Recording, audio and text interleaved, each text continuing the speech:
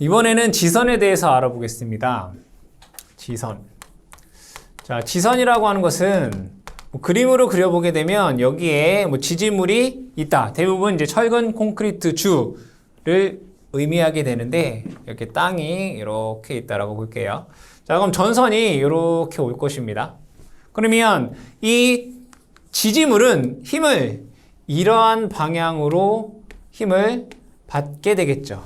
그러면 반대 방향으로 힘을 줘야 되기 때문에 여기에 이러한 선으로 이 지지물을 보강하게 됩니다. 이것을 우리는 지선이다 이렇게 얘기를 합니다. 그러면 이 지선의 설치 목적이 뭐냐?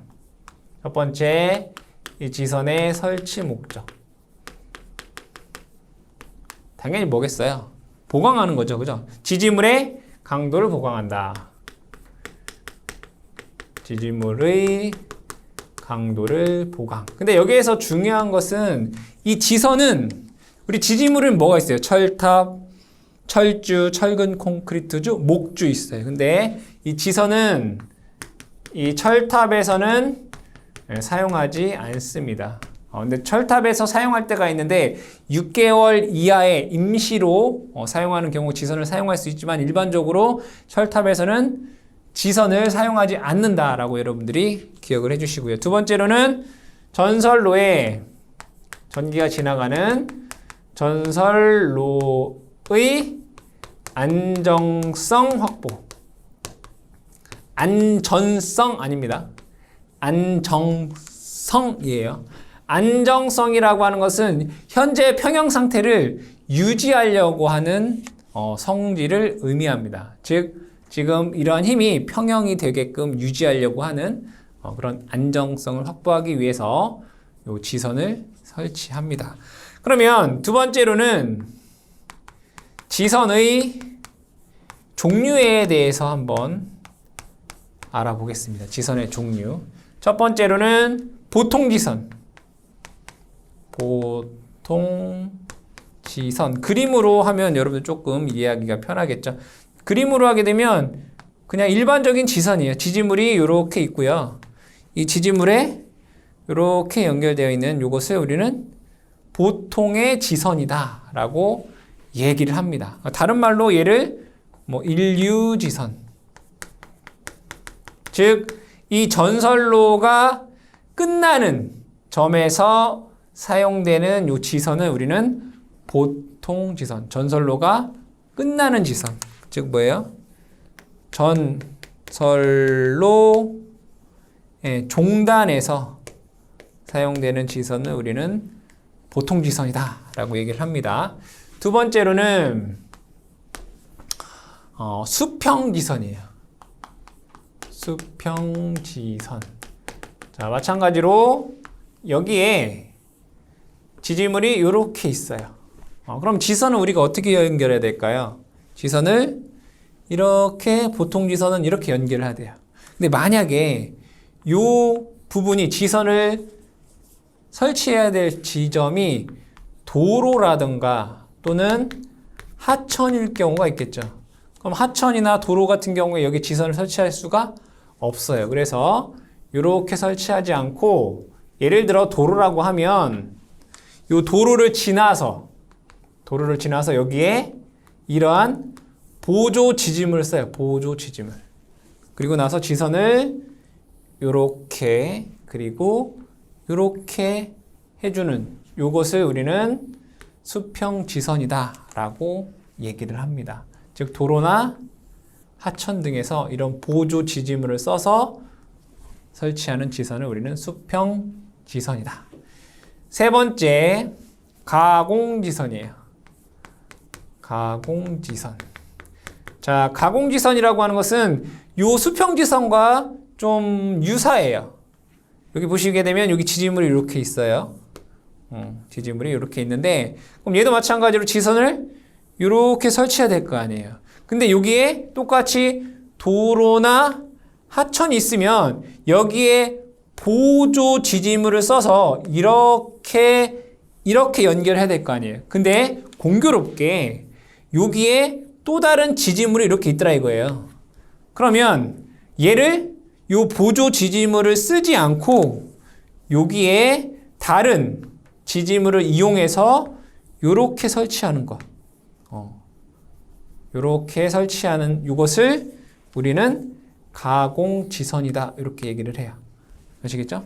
원래는 요 보조 지지물을 써야 되는데 요 보조 지지물이 없어도 여기에 또 다른 지지물이 이렇게 있더라 이거예요. 그러니까 얘도 이러한 전선로인 거고 얘도 이런 전선로인데 이렇게 전선이 이렇게 지나가는데 요 보조를 쓰지 않고 요거를 그대로 써서 사용하는 것을 우리는 가공지선이다. 이렇게 얘기를 합니다.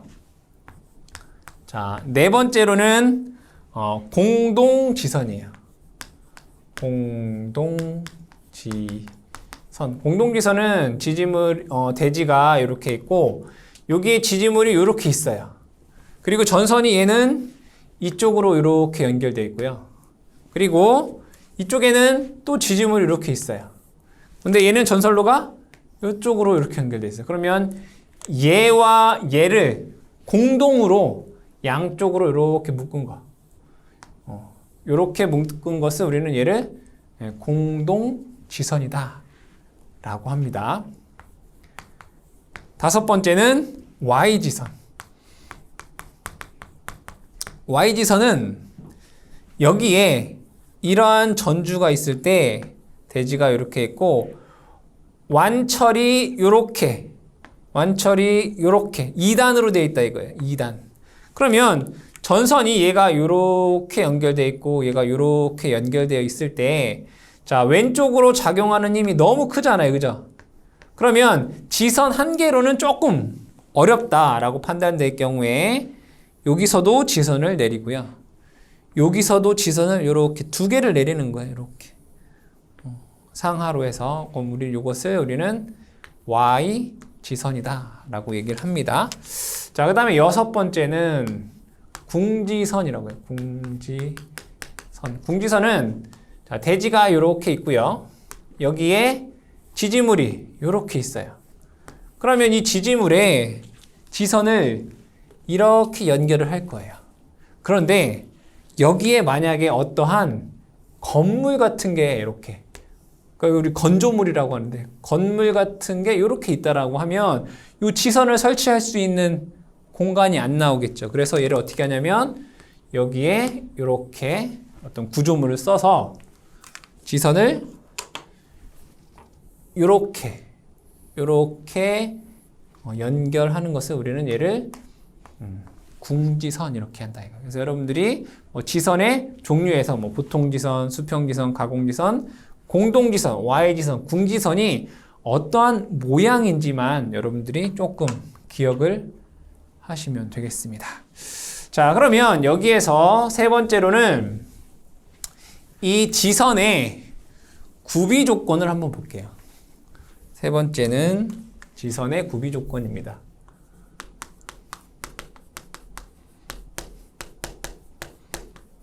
구비 조건. 자, 이것은 법규에 나와 있는 거. 한국 전기설비 규정에 331.11항에 나와 있는 거. 한국 전기설비 규정, 그러니까 법규의 내용이다라고 보시면 됩니다. 자, 지선의 구비 조건 첫 번째로는 지선의 안전율은, 그러니까 안전율 K라고 하죠. 2.5 이상일 것, 이렇게. 그 얘기는 뭐냐면, 만약에 요 지선에서 이렇게 당기는 힘이 100이라면, 여기에 사용하는 지선의 인장 강도는 그거의 2.5배가 넘어야 된다 이거죠. 지선의 안전율은 2.5이고, 이건 문제에서 맞냐 틀리느냐, 그러니까 보기에서 찾아라, 그러니까 틀린 것을 찾아라, 이런 식으로 문제에 나옵니다. 자, 두 번째로는 자, 안전율이 2.5 이상일 경우에 허용 인장 하중은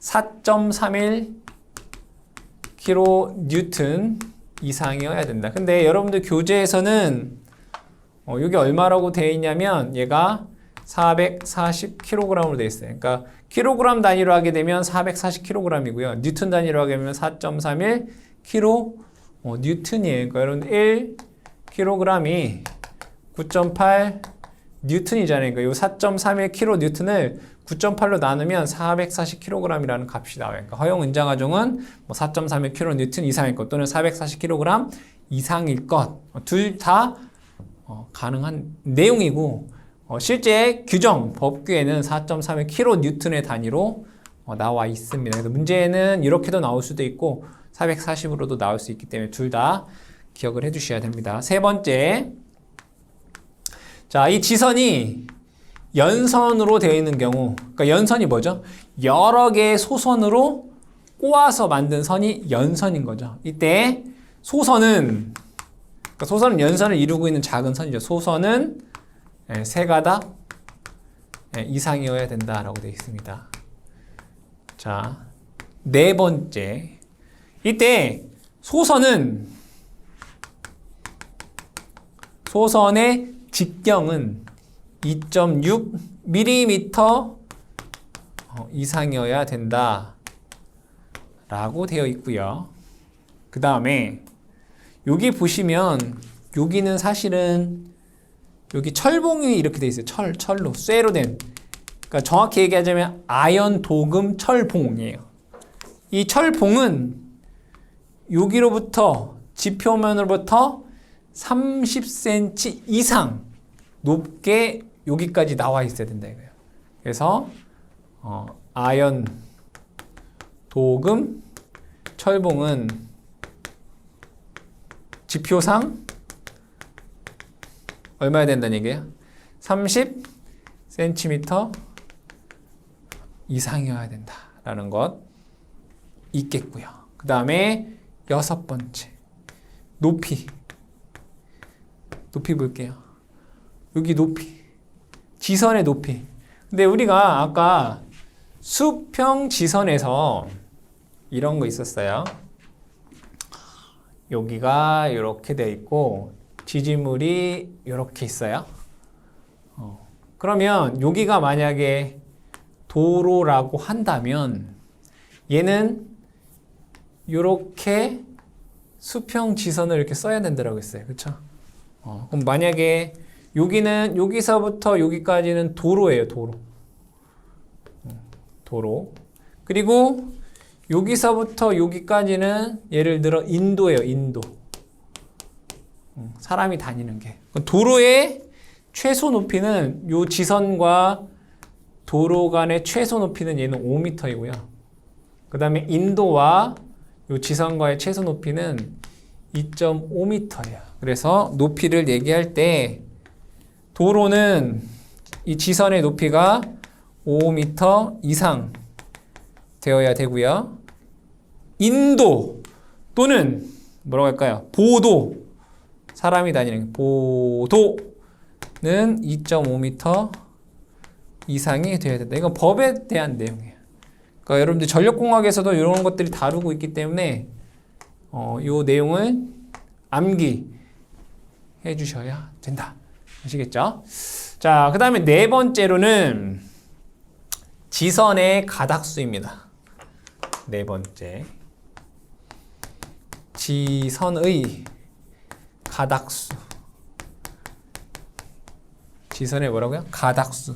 이 지선은 연선인데 소선으로 이루어져 있다라고 되어 있습니다. 그러면 지지물이 이렇게 있다라고 보죠.